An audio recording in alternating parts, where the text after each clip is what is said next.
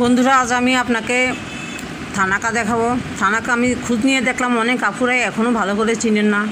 Thanaka কিন্তু প্রথমে ব্যবহার করতো বার্মা এলাকায় বা উপজাতীয় এলাকায়। ওদের স্কিনগুলি এতই সুন্দর, আমরা দেখে মুগ্ধ হয়ে যাই। তারপর আমাদের কাছেও এটা চলে আসতো প্রোডাক্টটা। এখন দেখলাম যে আমি বেশ কিছুদিন ধরে ব্যবহার করে বেশ ভালো লাগলো। অনেকে বলেন যে থানাকা নাকি যে কারোর জন্য নয়।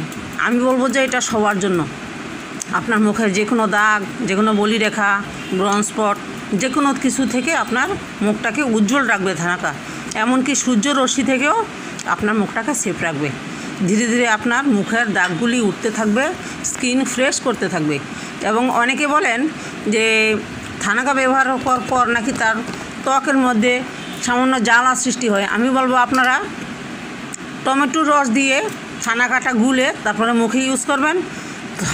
টমেটোর যে খোসা সেটা দিয়ে আপনি কিছুক্ষণ ম্যাসেজ করবেন থানাকার উপর, তাহলে দেখবেন আপনার জ্বালাও কমে যাবে এবং অনেকক্ষণ আপনি মুখে এটা রাখতে পারবেন। রাখার পর বেশ কিছুক্ষণ পর যখন শুকিয়ে যাবে তখন ধুয়ে ফেলুন। আস্তে আস্তে এইভাবে আপনি প্রতিদিন যদি অন্তত একবার করে থানাকা ব্যবহার করেন, আপনার মুখের স্কিন অনেকটা উজ্জ্বল হবে, অনেকটা স্বাস্থ্যোজ্জ্বল হবে, অনেকটা ভালো হবে, ব্রাইটনেস অনেক দূর বেড়ে যাবে।